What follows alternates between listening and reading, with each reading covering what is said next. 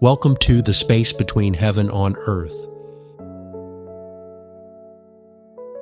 This is a companion podcast to Awakening Heaven on Earth, created as a space for reflection, conversation, and lived experience. Here, we enter the pause between knowing and becoming, between insight and embodiment, between heaven and earth. These conversations are not about answers or conclusions. They are about presence, about listening, about reasoning together, about meeting one another honestly in the unfolding journey of awakening. I'm your host, Sherri Keys. Again, welcome and thank you for entering the space between with us.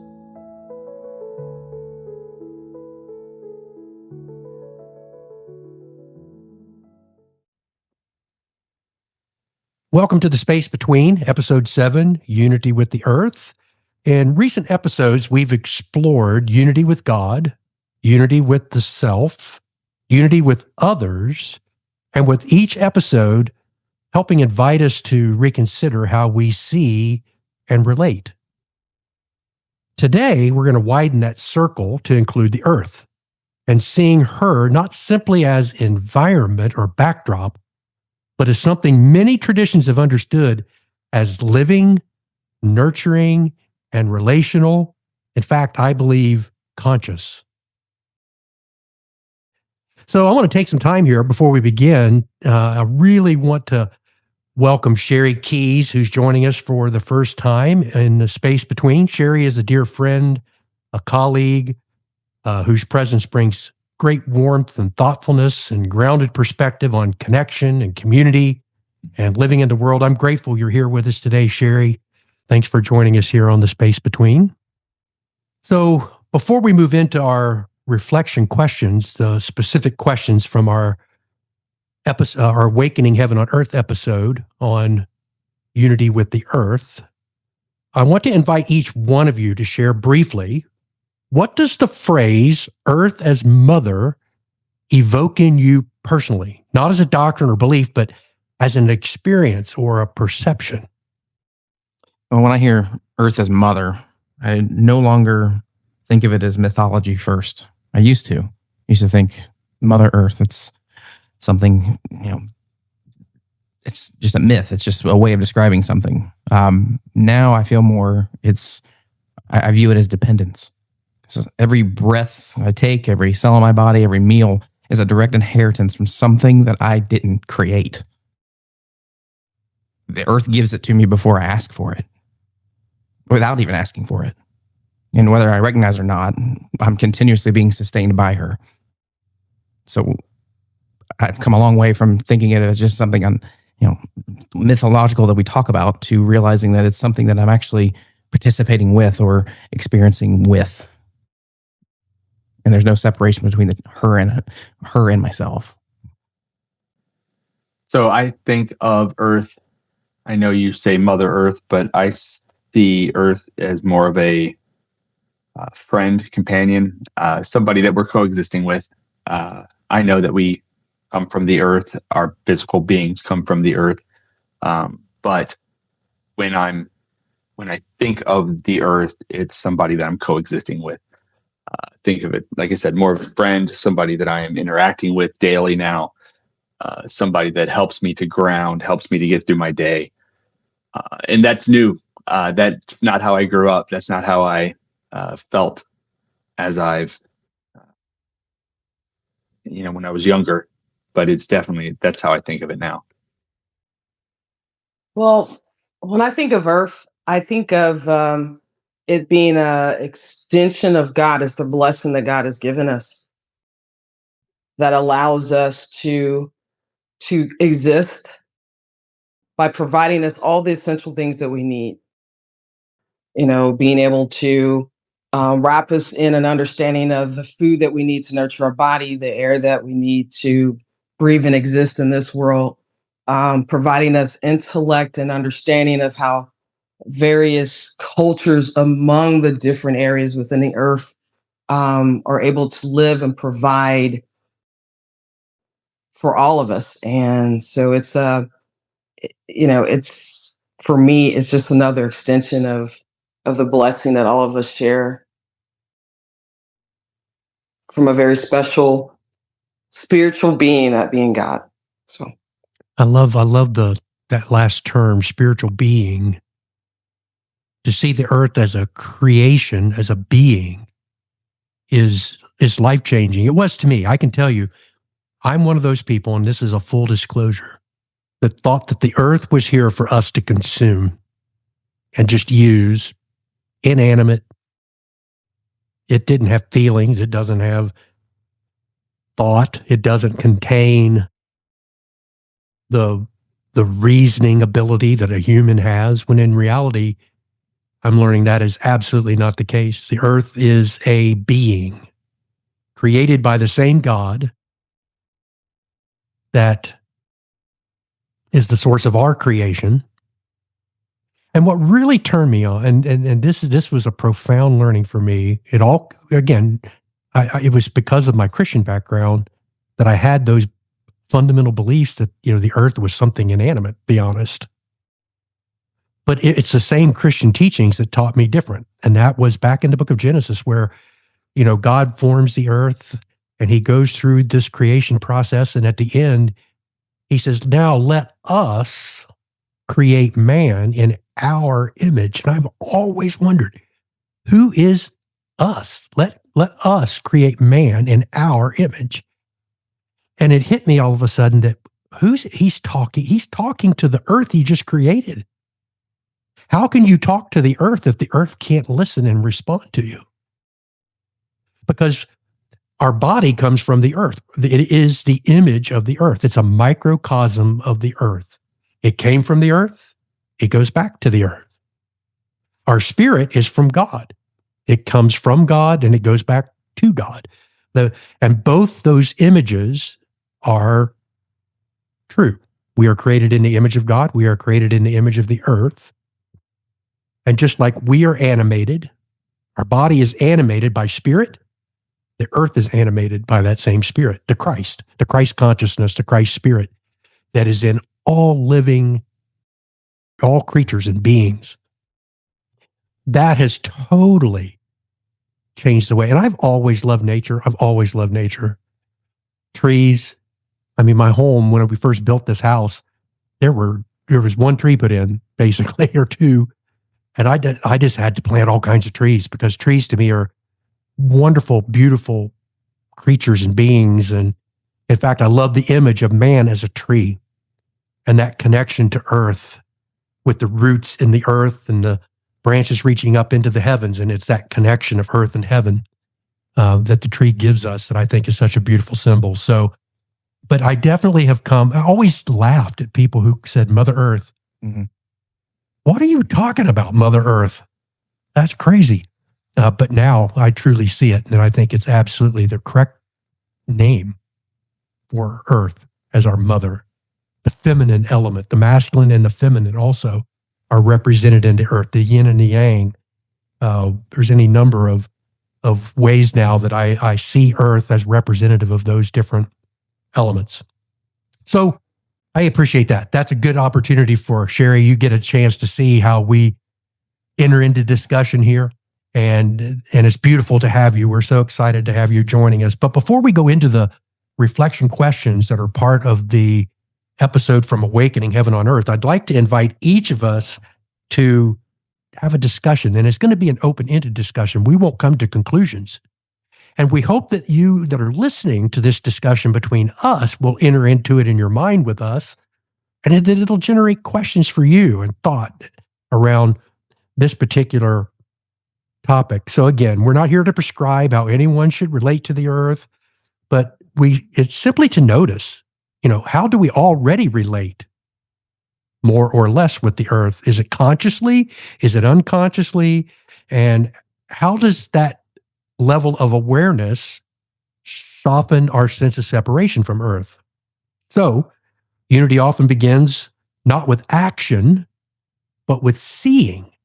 So, seeing the Earth as different will help us in relating to the Earth different. So, with that, let's begin with our first reflection question. And this one's focused around unity with the Earth using a term that we talked on last week, which is sacred vision. So, looking at the Earth with sacred vision, have there been moments when being in nature helped you become more settled, present, or connected? What did you notice in those moments if you did experience that? Yeah, nature's always a great remedy for when things get out of hand or when you feel off energetically. To just be in nature and walk in nature, it always vibrates at the right frequency, and it can reset your nervous system and reset your mind. Because nature doesn't demand you to have an identity. It doesn't demand you to have achieved anything or to believe anything. It just includes you because you are it. And that inclusion, has a settling effect. It helps the nervous system calm down. It helps us see things a little easier when we're able to just basically reconnect with nature. And, we can go outside and take a walk in nature, spend time in nature with, animals as well. Grounding, go out in with your bare feet, reconnect to the earth physically, because, we actually do feel the earth through our feet. So it has a great way of helping calm and regulate your nervous system when it gets out of hand. So, we talked in previous weeks as well about the grounding, about always feeling calmer, about not having as many problems before we started wearing the shoes that insulated us from the earth. I haven't had any spiritual experiences out in nature, but I can agree that when I am out in nature, which isn't as often as it should be, I love video games. I love being inside. I love putting Legos together. These are things I don't do outside.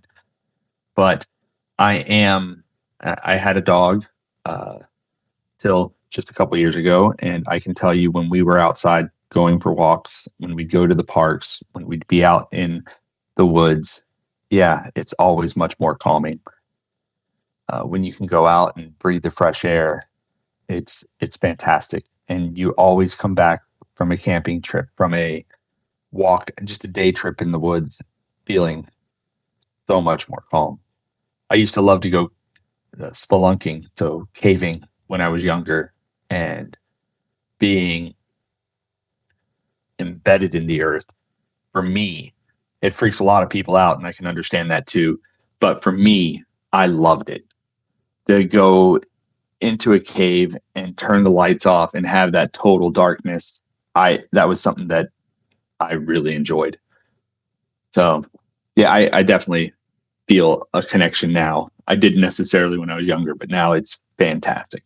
But isn't that a part of the awareness we're talking about? Learning Absolutely. to see that Mm-hmm. helps you. You didn't know that you were. Yes. You were probably feeling something when you were out there, but you didn't know how to describe why.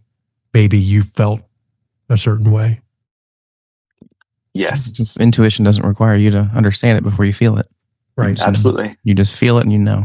Right. That's why they call it intuition. It's the mind didn't understand it yet, but the intuition already did. Right. Right. Yeah. And that's the biggest thing that I missed from being, from aging out of Scouts was the camping trips that we used to do monthly. And now it's becoming clear why that was such a big thing that's missing from my childhood. What's really beautiful is you can always do it again. That is absolutely true. Yes. That's you why can always make that decision. This summer and spring, that is something that we are definitely looking forward to, is getting back out into nature and going for those walks, getting out and enjoying being out in nature. So it's interesting to me. I guess from my perspective, I kind of look at the different seasons as a way to spiritually connect myself. that's why I love the seasons. Like I look at winter, and winter is like, man, seeing the snow, it's like purification. Like I feel like everything's cleansed. I love the warmth of the summer. It's like a big hug to me. Spiritually, that's like, I'm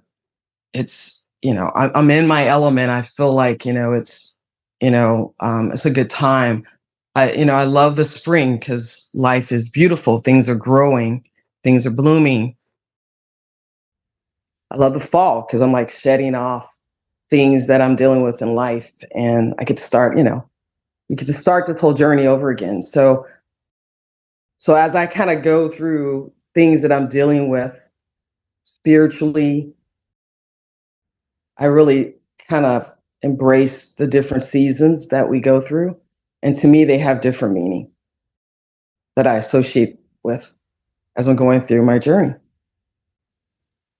That transition from one to the other, I always like to use, and Sherri's heard me and Joe has heard me use this in trainings, that we ask people, do you like change? And most people will say, no, we don't like change. Mm-hmm.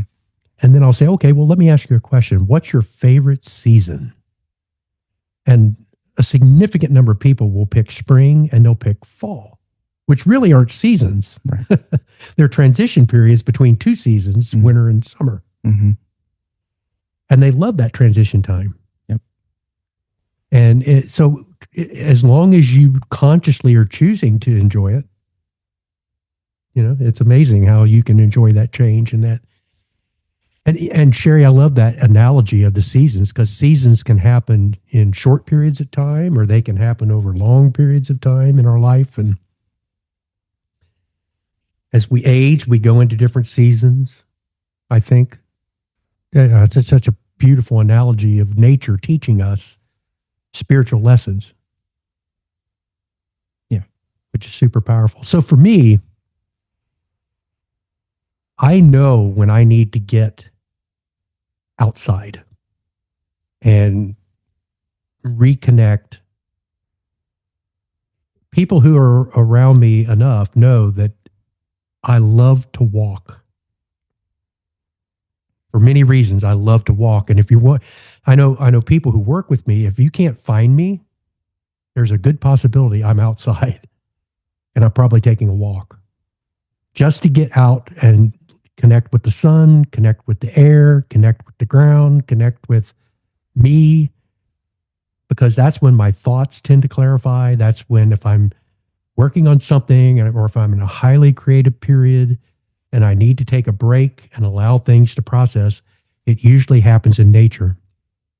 And, your mother and I, Joel, one of our favorite things to do is get out and hike. We love, on a beautiful day, to get out in somewhere where we can be in the woods on a trail, maybe near a lake, near some sort of water features, and just absorb that nature.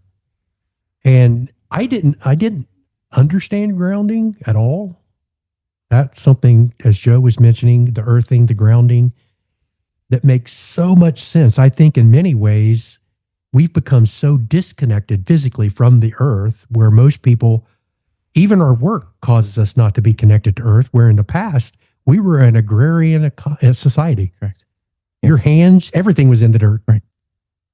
Your food came right from the ground you lived on. Yes. Right. And now even our food is disconnected. And we're paying the price. And we are absolutely paying price. Our house separates us from the earth Yes. because of the materials that we use, the shoes we wear, the buildings we work in. All of it is actually separating us, and all that energy that builds up in our body, because we are just energy. We are all just energy. And that energy has to be grounded in order for, is it Joe, what you're our resident electrical engineer. Is it the free electrons that build up in our system that have to be removed through grounding that cause inflammation? Yeah. Free radicals. Right. Free radicals. Yeah. Yeah, So the free radicals. the buildup of that electrical energy in your body that doesn't have an opportunity to escape through grounding is what causes inflammation. And inflammation is the number one cause of many Chronic diseases. chronic diseases and illnesses. Mm-hmm. and autoimmune diseases. Autoimmune, which we hear more and more and more and more about autoimmune disease. And here, nature itself provides us solutions. Maybe picture it this way. How many wild animals do you know that have chronic diseases? How many of them have hypertension or diabetes or any of these things, or heart disease? None. Cancer. Cancer. Until they come in contact with us and we domesticate them and we feed them the food that we create, or we give them medications to do what we need them to do, then they start to show the exact same signs and diseases that we have. Either that or they are around a radioactive source. Right, Those are the only really two tend to come from examples where they get, which come, well, there are some always. natural, Yes. but primarily those are the only two times. Yep. They're domesticated. They eat our food. They come into our houses that are isolated from the earth. Or Yep. Yeah. It's fascinating, isn't it? And with knowledge like this comes freedom, but also responsibility. Because now that you see and understand these things, you know you've got solutions, and those solutions are within your control. I think the biggest issue with a lot of the things we're talking about, though, is it's very hard for people to make money from it, because you have control yourself over how you can heal or how you can, right? Well, then there's opposition as well, because once some of this knowledge comes out, then the people making money off of it want to fight it. And I think that's one of the other big problems. They want to squash the other ideas. On a different note, I mean, we don't have to necessarily change the entire world in this regard. Where we feel like we need to. We feel like we understand this. We see the issue. We want to fix it, but the system's broken. Why do we need to fix the broken system? Why don't we just step outside the system, create our own system, and live through that? So no different than what we've been talking about over the last however many episodes now. Basically, we're not here to change the world. And if you want to change the world, change yours. Right. And then let it affect everyone else around you. If everyone goes home tonight and starts to take care of their own self, just themselves, that's a good start. As soon as they expand that to their family and they start taking care of their own family that same way, the way Gandhi said, the way to change the world is to take care of your family, to love your family. You start to affect that. If everyone does that and takes responsibility for themselves, we don't have a problem anymore. It's not about going and fixing the system as a whole, because people are going to resist, like we're talking about. There's money involved. There's livelihoods at stake. They're not going to change. They have no reason to. But if you want to change the world, the only way we can do that is to do it individually in your own world. So it's interesting, because one of my favorite books that I've read in time past was called Orbiting the Giant Hairball. It's a book written by a fellow who worked for Hallmark Cards. And if you look at the world as this great big hairball, which it is, people are very comfortable in it. It's soft, it's squishy. They don't have to do much. It's just, they feel protected and safe in it. They don't feel seen, so they can kind of hide in the hairball. So he said, you're either in the hairball or you're an orbiter. And you and I were talking about this before we came on today, about being an outlier. Mm-hmm. That's an outlier. An outlier is somebody who orbits the hairball and pokes at it and prods it, but it's not sucked into it. You don't have to exist in this current system. We can exist in the system we're talking about and enjoy a new Earth, while the other Earth and this other dimension are going on at the same time. Mm-hmm. And I think that's not escaping the Earth. In fact, I think that, in the Bible it talks about being of the Earth, how is it? It goes, how do I live on the Earth but not be of the Earth? Right, kind of a concept.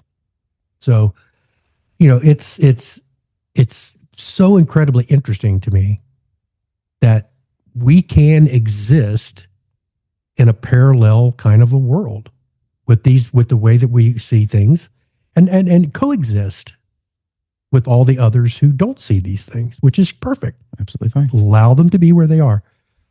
So let's go into the next one here, talking about the Earth as a living system. So what shifts in your perception when you consider the Earth not just as matter, dead matter, right, but as a dynamic, interconnected living system.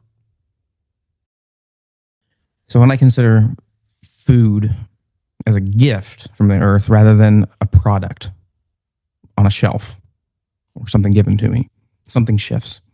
It slows me down. Gratitude usually replaces the transaction, and nourishment becomes relational and not mechanical. I connect with my food. I learn to appreciate where it came from. I learn to enjoy it more. My life slows down and gratitude takes its place. I realize what that food is there for. It's there to nourish this body.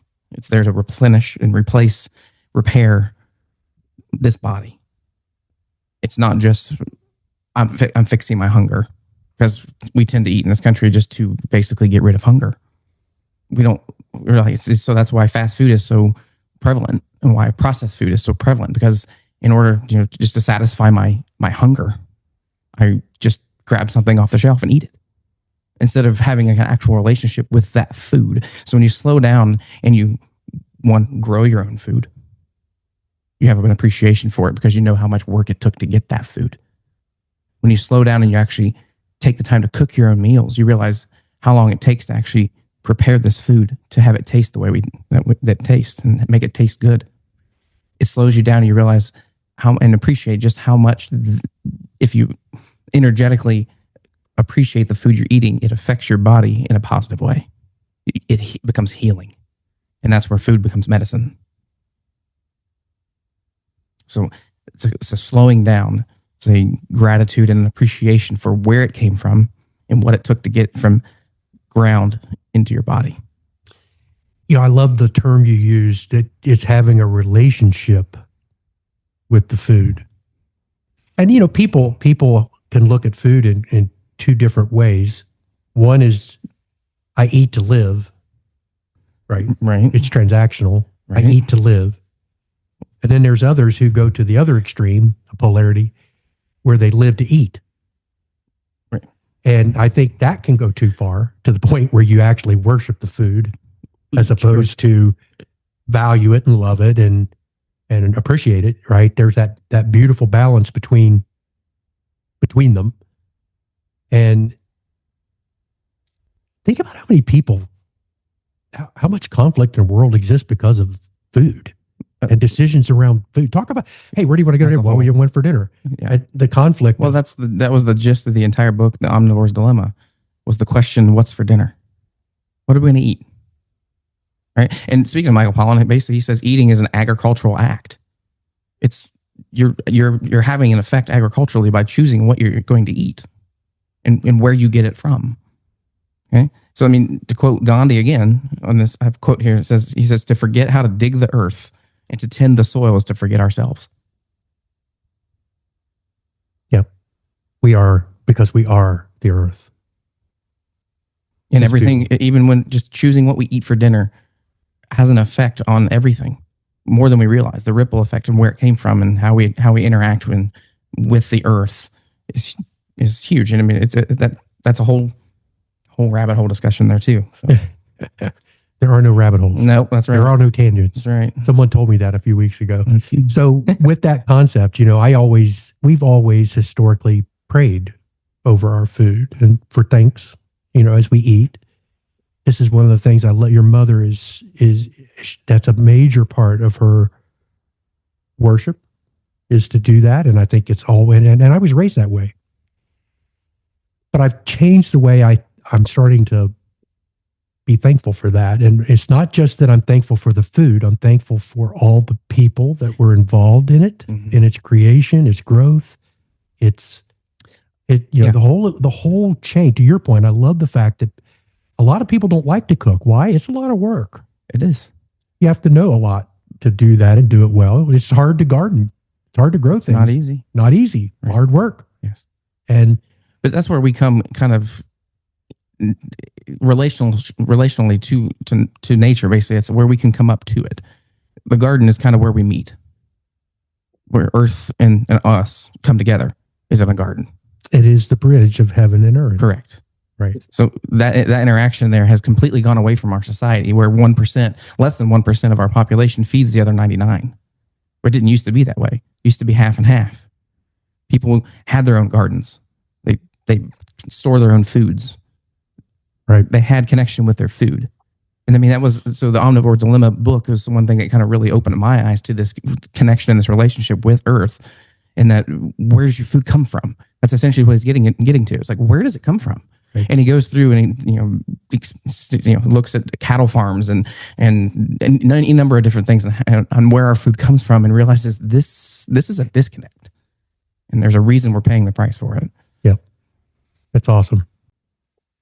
So I was just jotting some notes here too. So in the past, I was definitely one of those people that would, I lived to eat. I loved it. I would eat way too much and the wrong types of food.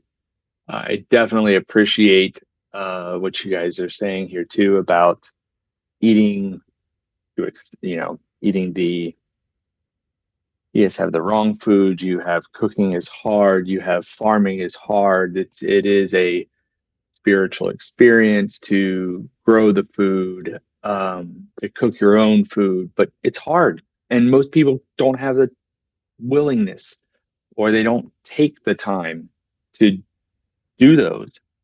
Would it be better if everybody did? Well, sure, it'd be, better for for those people that grew their own food, but it's hard and not easy. So people aren't going to do it. Not everybody. I have grown some food, and I find that I am not very good at it. That is not one of my skill sets. It is hard for me to keep things alive. I don't have the memory. I have a brown thumb when it comes to growing food, as does my wife. We are just not good about remembering stuff to, like, water, to feed, the plants what it needs. And our soil is not very good here. We have a lot of clay and not good food growing soil here. Could we make it better? Of course we could, but we choose not to.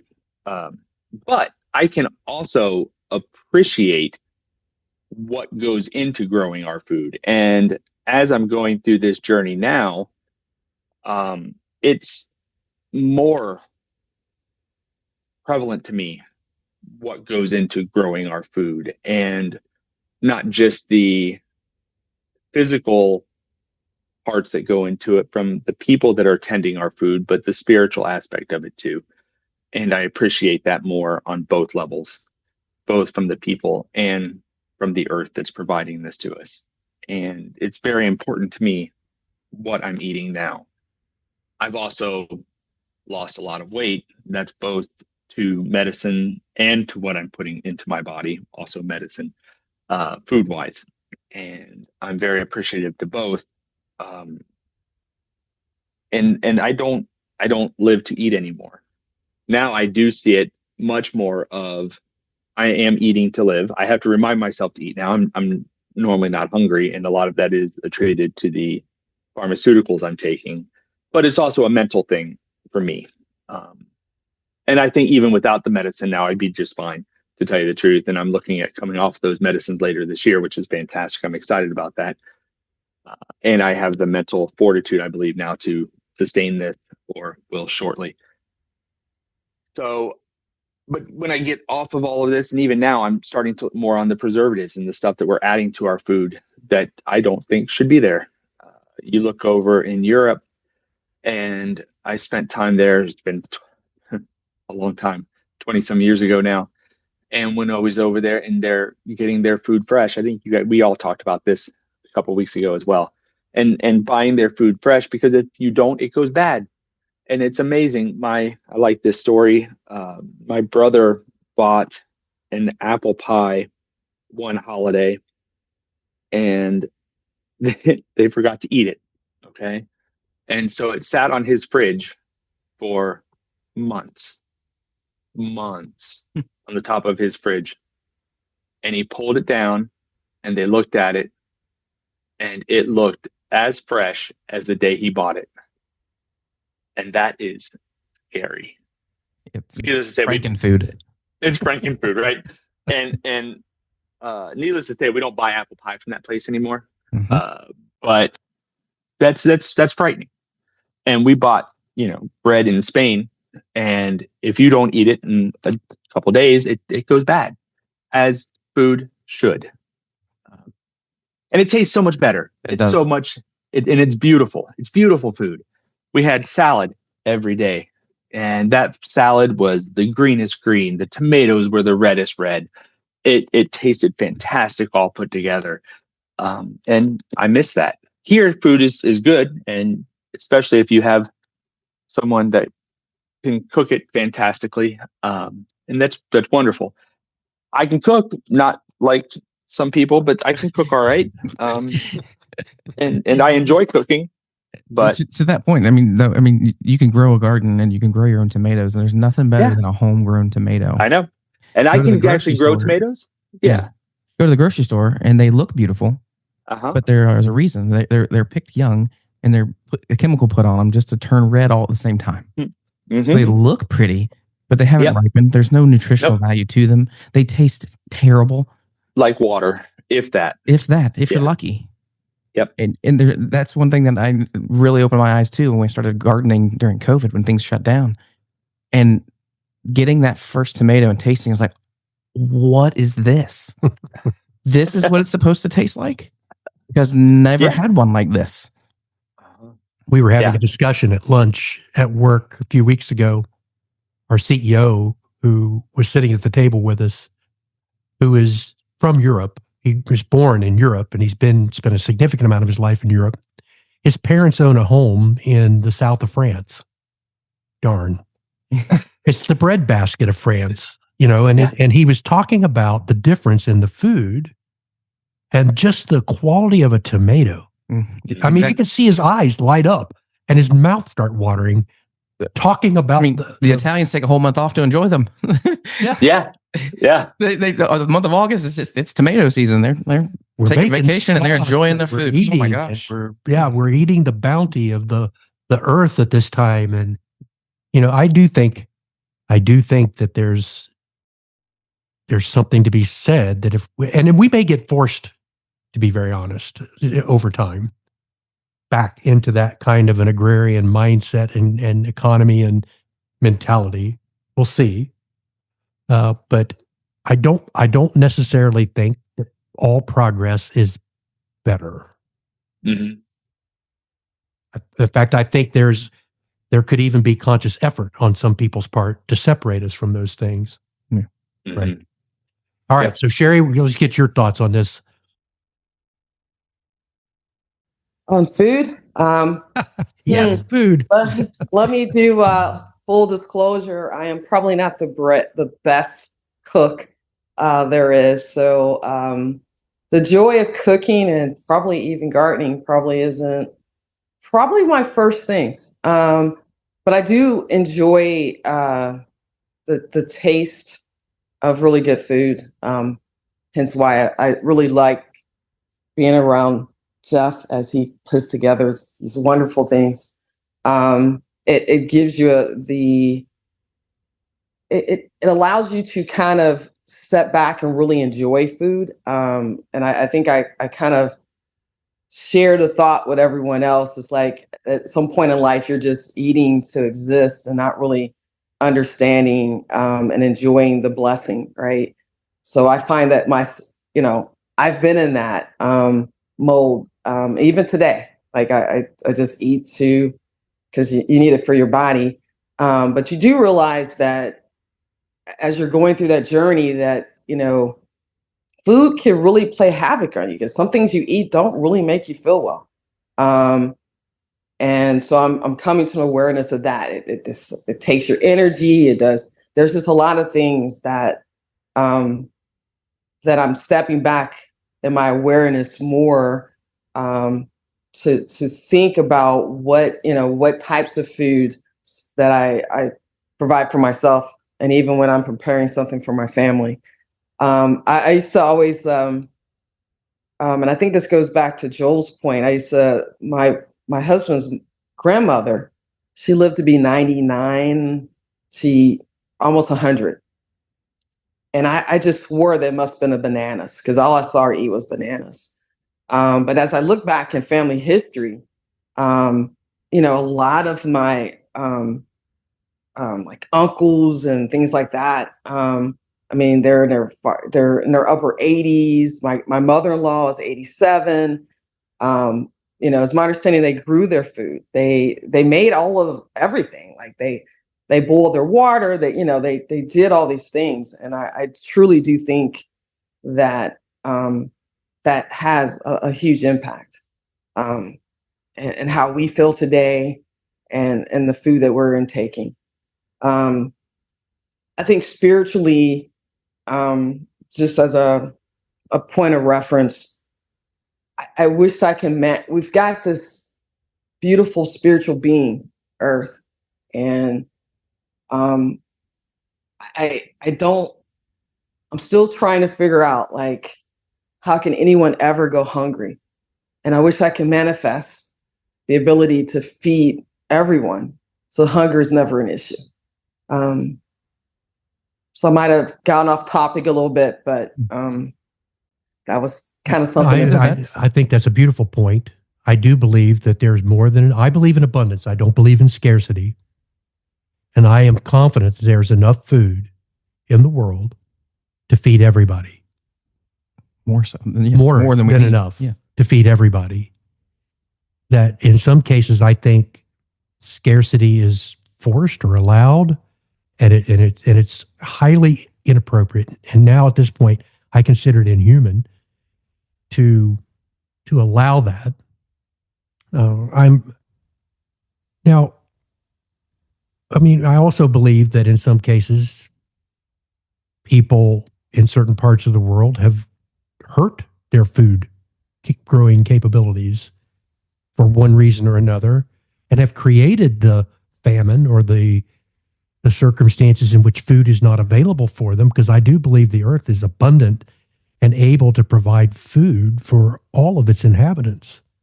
And the food is different from one part of the world to the next. Try to think everybody's going to eat the same food, that the earth is providing the exact same food for everybody. I don't think that's appropriate either. And if you think about this, go to a grocery store, and if you saw exactly where all that food came from, very little of it comes from your local area. You're eating food grown in parts of the world where that food's not native to them, and that food that they eat is not necessarily native to us. Nor is it in season. Right. So it's not natural for that food to be growing at that time of the year. There were specific foods that were made available to us. I think of the squashes and pumpkins and things that are available to you throughout the entire winter that you can eat, that we don't preserve naturally through all that. Yeah, you can just keep them on your counter. Right. And they sit out. They don't require refrigeration. Yet we don't eat those types of things. In fact, we don't know how to cook them many ways, right? So, well, that goes back to your point there. Basically, we weren't taught how to handle these things. We weren't taught to grow our own gardens when we were young. Especially this generation now has basically not been given the tools to grow their own food if they had to. There's a complete disconnect there, and and they don't know how to prepare it, like you're saying. We tend to do what's easy, not what's right. Yes. And this is a problem, I think, for all of us as humans. And if I were to describe, like, what's the difference between the food culture in other countries around the world, especially Europe and in Asia, the love they have for their food, in India. I've traveled to India, and they're passionate about their food. Here, not so much. We lost that from our European roots. We lost food is all about convenience, right? We lost the sacredness of it. It absolutely. So, people would go, even if they went out to a restaurant, they would go out for an hour and a half. They would enjoy. But now food, going to a restaurant and sitting down and being served is a 1 hour solution to what most people see as a 30-minute problem.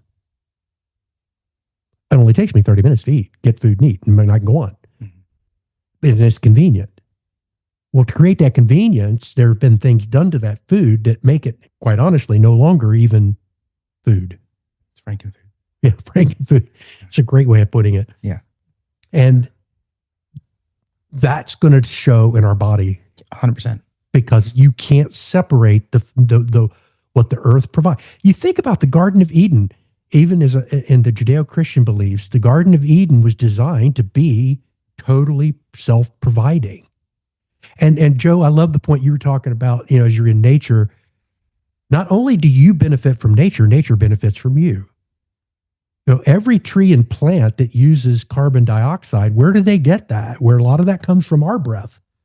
We breathe their breath, they breathe our breath. They give off oxygen, we breathe it in. We give off carbon dioxide, they breathe that in. And it's a mutual relationship. It is a balanced relationship. And every time we get in trouble is when we go to an extreme in this way or an extreme in that way, the polarities. And everything was created and designed for balance. Symbiotic, another great term. Moderation. To your point, Joe, about how much we eat. We have a strong tendency, especially here in the United States, to consume too much food. But we have to consume it. We have to consume it, though, because we stripped all the nutrients out. So our body wants to eat more and more and more in order to get the nutrients it needs. Very true. Yeah. I haven't even thought about that it requires more food to get, the same amount of nutrition from it as what you would have gotten if the food had been more dense in nutrients. Mm-hmm. Mm-hmm. So healthy food, whole foods, tend to be more satisfying. You don't have to eat as much. You feel full longer. Yeah, you feel full longer. You're going to get more significant value out of it. And I hope that as this whole concept of awakening heaven on earth continues to develop, way beyond this podcast, way beyond all the other parts of this, it's our nonprofit that I'm really excited about seeing come to life, where we center on being able to teach these principles to people in a community method and way, and then help bring the local food resources together for people so it does become more convenient for them to get it. And then let someone like me, who's a classically trained chef, teach people how to cook it and prepare it so that we take away that lack of knowledge of how to do the cooking. And here's another beautiful thing. And again, I think this is about the balance and the sharing and the one person, when they cook, can feed a multitude of people. Not everybody has to be a cook. Right. Cooks love good eaters. Right? Yeah. When you garden, I can tell you right now, your garden, even if it's small, will grow more food than you can consume. Yep. Guess what that means? It's time to share it. Exactly. Because not everybody can garden. So, Joe, you and your brown thumb, Sherri, are you a gardener? Or are you good at growing things? She may not be. No, I am totally not good at growing. So it's, there is nothing. But I could be taught. See, you can. You absolutely can. There is nothing more satisfying to a chef than to see people eat their food and love it. Sure. It's worth the time. It's worth the energy. When someone puts that food in their mouth and they go, oh, that just sends chills down a chef's spine to see that kind of a reaction to food. And food doesn't have to be complicated. Here's one of I love Italian food because the concept behind Italian food is the less you touch it, the less you do to it, the better. Yep.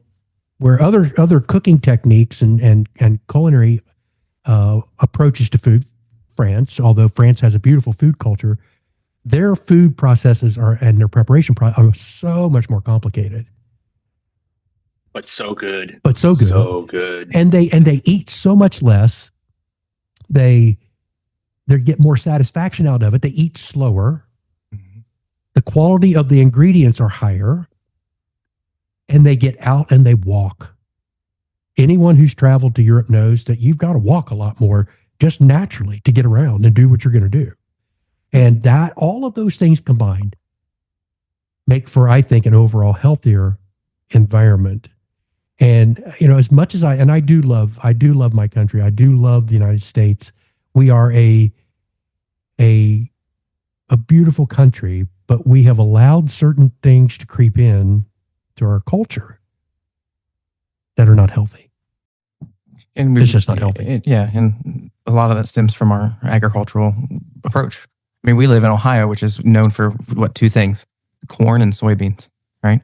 The fields you see, they're not growing anything but corn or soybeans. And we have an abundance of corn.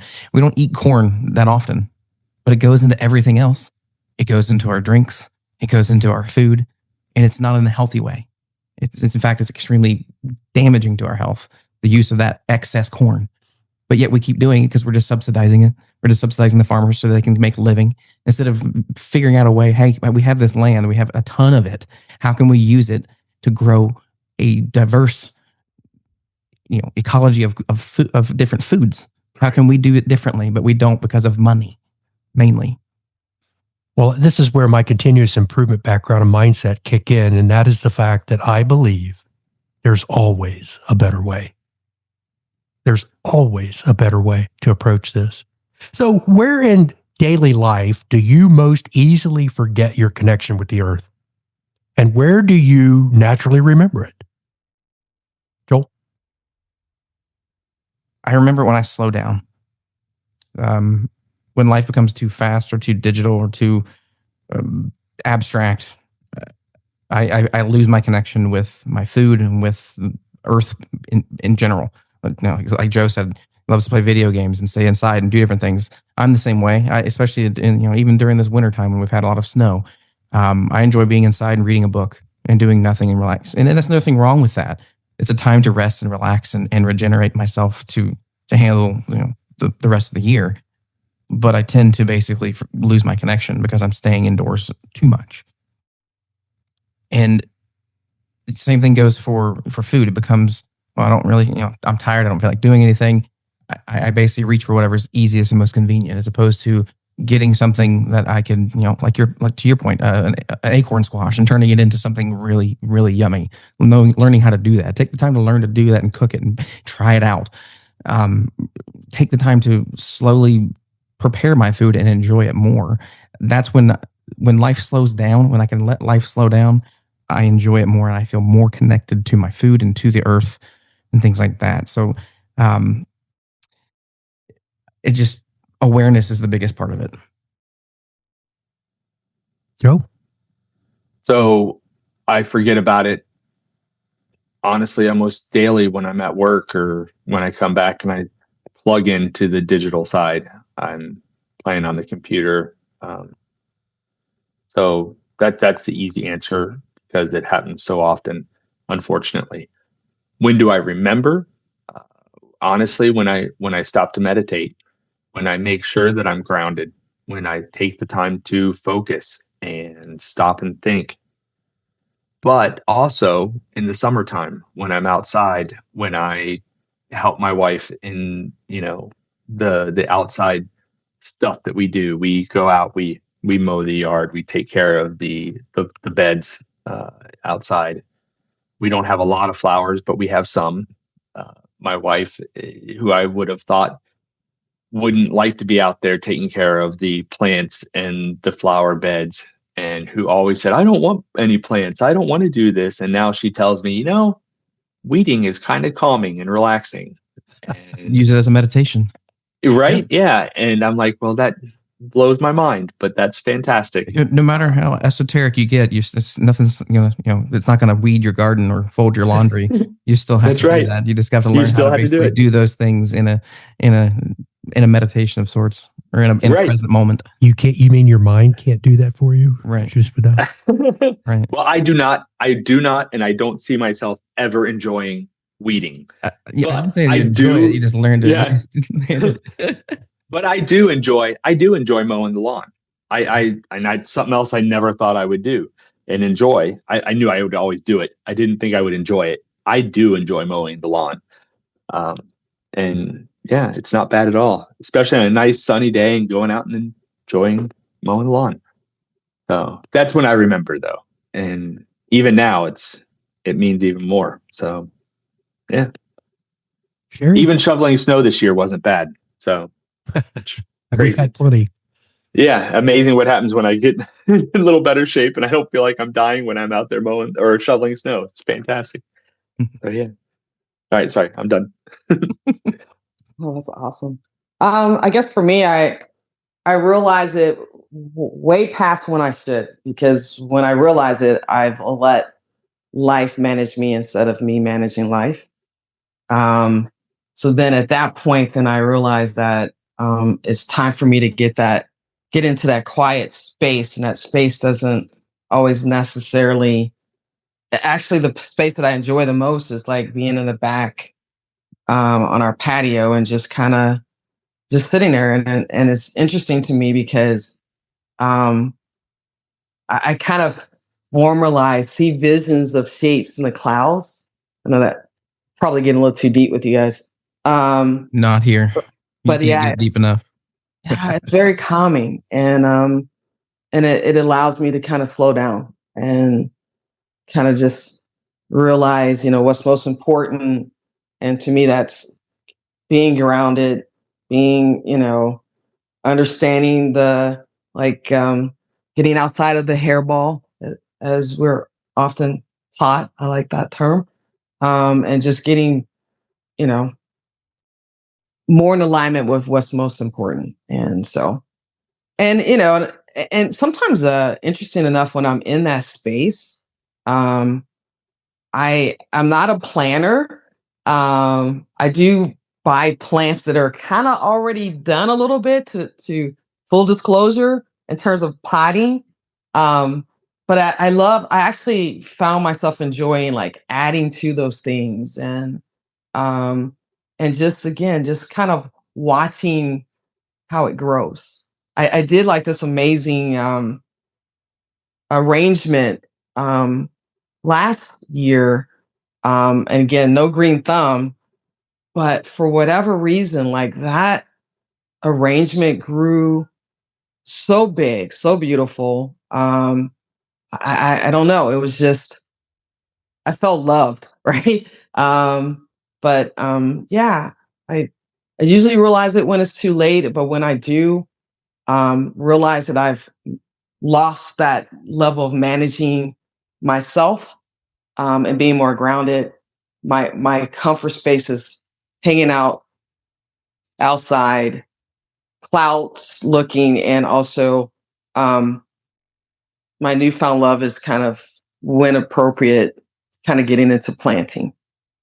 So That's beautiful. We all have a different relationship with the earth. So it's not a that's right or this is wrong or this is good and that is bad. Again, that gets back to the judging, or that my way of enjoying the earth is right and yours is wrong. My way is the way to do it. I think all of you know me at this point that are on this podcast that I love to be outside. We eat outside. If the weather is the least bit conducive, we will eat outside every chance we get. We will sit outside and enjoy the air, the sun, the people that are moving around. I love to see the life, and I love to see our neighborhood moving and people out enjoying things. I love to see kids out playing.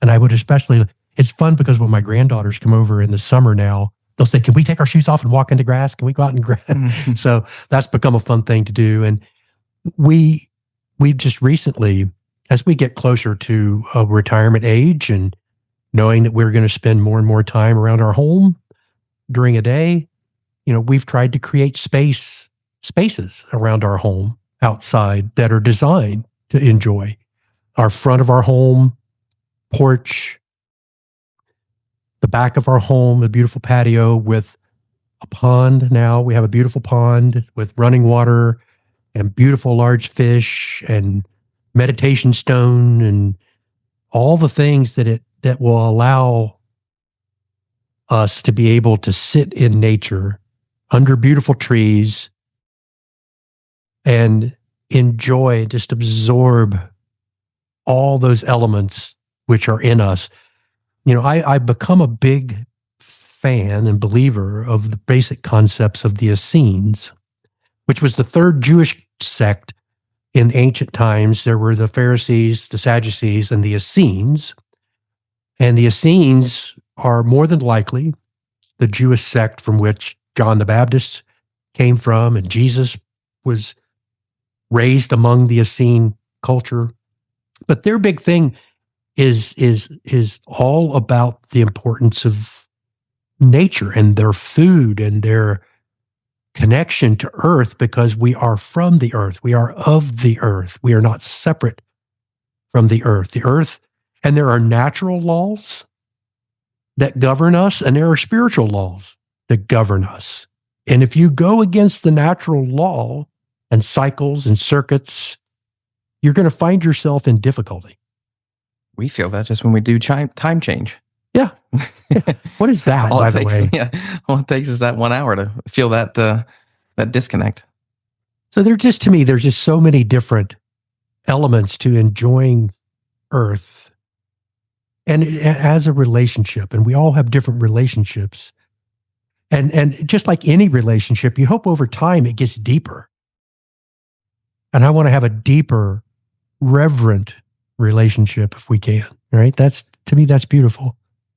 It brings us together too. There's a sense of community in Earth that I think is also beautiful. So let's go to our last question here. And it's again centered around the concept of seeing the Earth with sacred vision.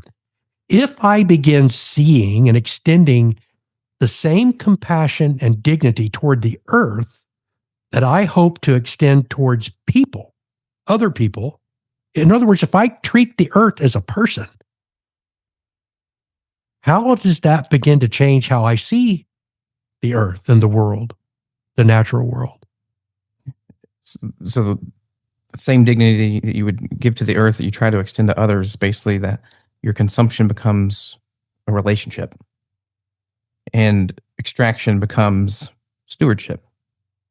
You stop asking, what can I get? And start asking, how can I participate responsibly? You get out of a relationship what you put into it often. There's ways of handling, a relationship with somebody and same, no different than how we treat the Earth.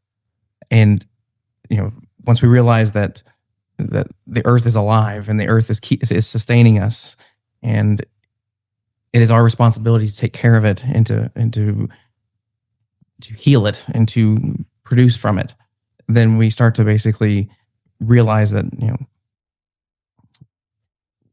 we get the same, we get out what we put into it. And I think that's where our disconnect is. We're basically just trying to pull out of this relationship with the Earth, consume instead of putting stuff back into it. We have to heal the soil, because if we heal the soil, we can heal ourselves. And that is one thing that we do so poorly in this country. We basically just, feed we basically constantly bombard the soil with just chemicals to basically make up for the fact that we haven't basically done the natural cycle of healing the ground. The rest periods, the rotation. The rotation of crops. Right. We're just basically pulling from the earth and then we're forcing things back into it just to grow some more. And we're not even, again, it's not for benefit. I mean, like I've mentioned before, we're from Ohio where it's all corn and soybean. Who eats soybeans? Do you guys eat soybeans? I don't. I do. In edamame.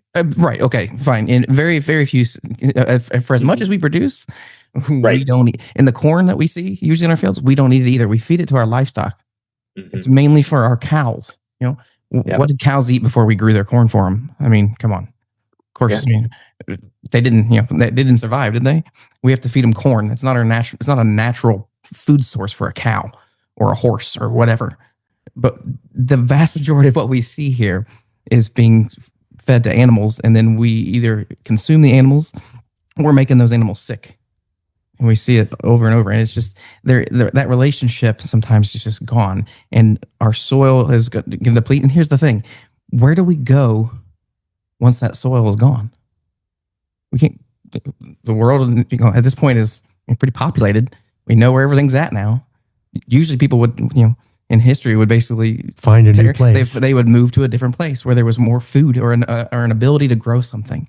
We're going to get to a point, if we continue down this path, where we're going to destroy our own sustenance, our own ability to take care of ourselves. So that it's like a relationship with someone else. Basically, if you continue to take out of a relationship, chances are that relationship is going to fail.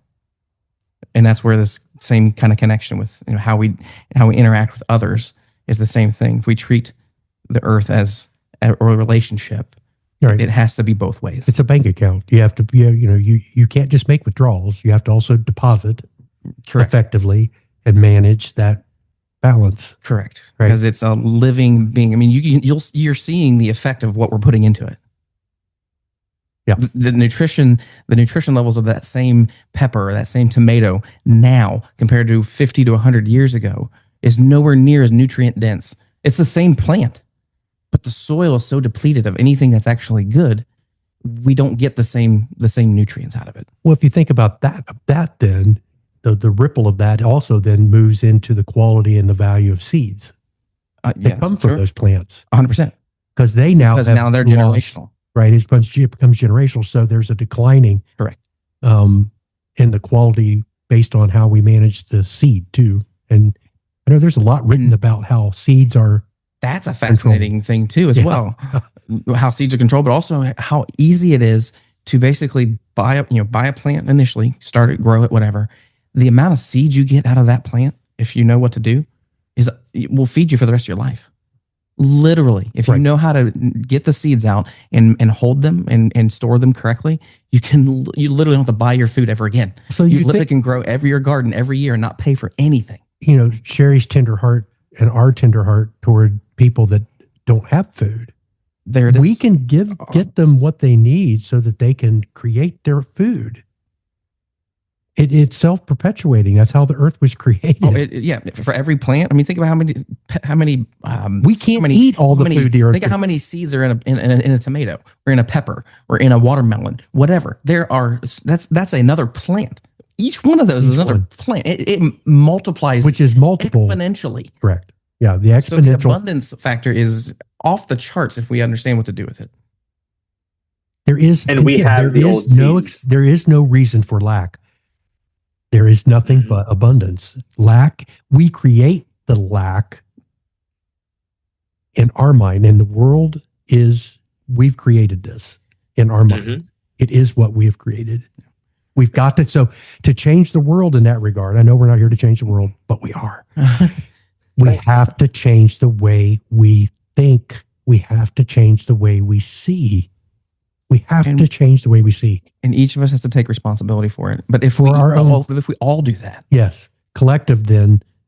It becomes exponential change there too. Absolutely. But it's not me going and forcing you to do something. It's doing it within yourself. Yep. That's right. Joe? One light at a time. But yeah, I wrote down in my notes when we first asked the question, it was soil and seeds, right? Because the seeds have been changed in a lot of cases as well. We do have access to older seeds though in that Doomsday Vault. But that's a whole nother way up north in Svalbard. That's right, yeah. But I think the question was, about if we treat the earth as we treat other people. I think we have to listen, right? It is a two-way communication, and we have to stop to listen. And that's hard. And just like you said, Joel, don't just take, but give back. That's part of that two-way communication. Don't you think the earth is telling us, though, a lot of things right now? Yep. But we don't know how to listen, or we choose not to listen. We choose not to. We choose not to listen. Physically, we choose not to listen. Spiritually, I think that's another level that people will get there or they won't, depending on where they're at. But you're right. The earth tells us and shows us signs all the time. We just have to stop, look, listen, and accept.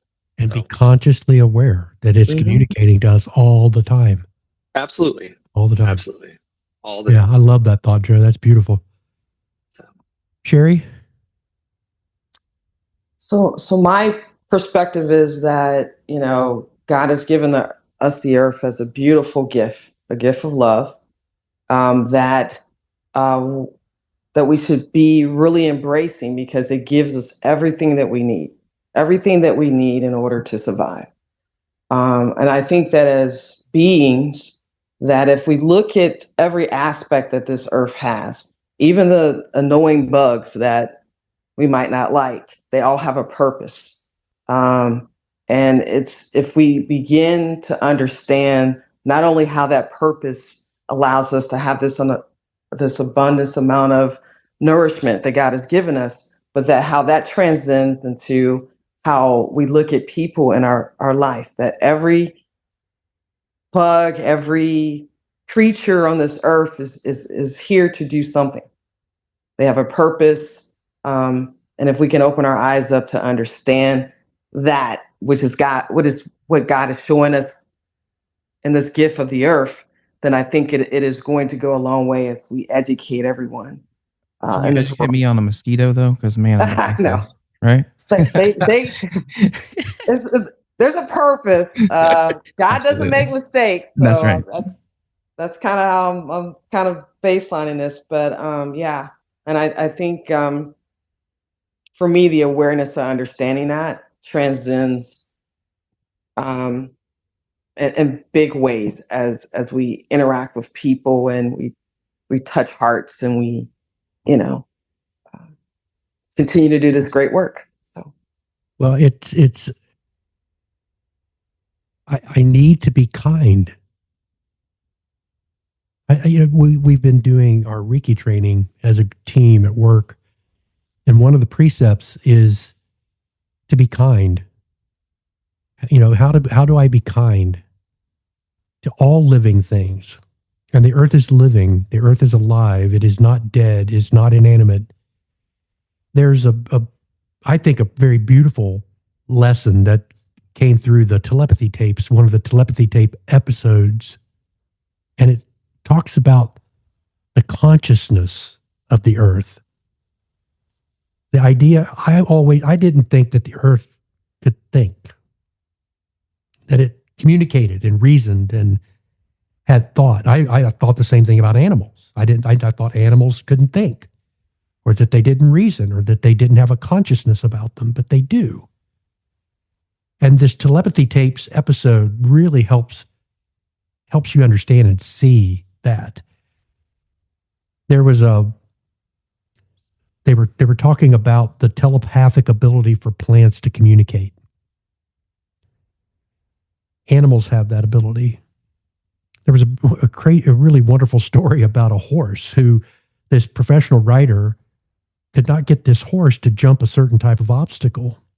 Well, they went through all kinds of training issues around the horse, and the horse was making this mistake, and the horse can't do this. Well, they got a person who was able to communicate with the horse telepathically. And the horse said, I can do it,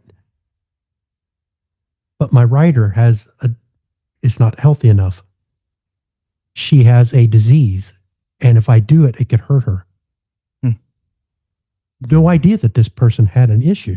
They start getting her tested, and sure enough, she had a type of arthritis that would have caused her to be injured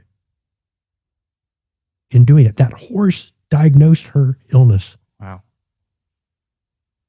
Consciously. And I think of a story in the Old Testament is it Jeroboam or one of the, anyway, he's on a mule, and the mule sees an angel that's blocking a path and consciously chooses to protect his rider. And then the person beats the horse because he can't see the angel, what the horse did. And, so, okay, oh, wait a minute. So they can communicate. They can talk. Earth can communicate. To Joe's point, it does talk to us all the time. And we are not listening. We're not listening. Yeah, just talking to your plants in the garden can help it grow better. There's been evidence to show that. And there's evidence with music, like playing it music. Certain types of music would make it grow better. Or playing bad music or bad frequencies will cause the plant to die. Well, plants, so for those of you with a brown thumb, maybe you need to talk to your plant nicer. Your energy. Yeah, definitely the energy is. Just a little side note there. Well, this has been a ton of fun. This has been a lot of fun. Sherri, we're so glad you've joined the circle here, and hope you'll join us again in the future for a number of these episodes. And we invite a number of people around in our circle to come and join us. And we certainly invite you as listeners. So as we bring this conversation toward a close, I just want to pause again and share something very simple. The earth has always been here, quietly sustaining us, holding us up, participating in the rhythms of our lives, whether we notice it or not. This is what I love about truth. The truth is true, whether you believe or see it or not. And that is truth. Unity with the earth does not require certainty. It doesn't require any perfection. Often it starts with awareness, just knowing through your conscious mind and seeing it with gratitude and simply remembering that we all belong together. We are in a relationship. So Joel, Joe, Sherri, thank you both, all of you, for joining, sharing your voices, your thoughts, your reflections today. And to those who are listening, if this conversation in any way invited even a moment of appreciation for the ground beneath you, beneath your feet, all the things that are sustaining life in you, let that be enough for now. And with that, folks, the space between continues. As we come to a close, remember that this journey continues in many expressions. This podcast is part of a family of partner podcasts. Awakening Heaven on Earth. The space between heaven and earth and Living Heaven on Earth are 3 companion podcasts exploring spiritual awakening from complementary perspectives. Awakening Heaven on Earth offers the core teachings and mystical reflections on unity, love, and conscious living. The space between creates room for dialogue, reflection, and lived conversation around those teachings. Living Heaven on Earth focuses on basic spiritual practices that help embody these insights in daily life. Together, they form a unified journey of understanding, experience, and integration, inviting listeners to remember their connection with the divine,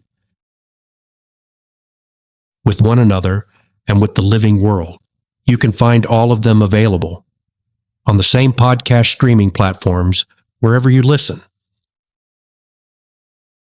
And if music helps carry these teachings deeper into the heart, the Unity, Awakening Heaven on Earth album is available on all major music streaming services as a musical companion to this journey. Wherever you engage, through listening, reflection, conversation, or music, may it gently remind you you are not separate. You belong to the one life, and heaven is already unfolding within you.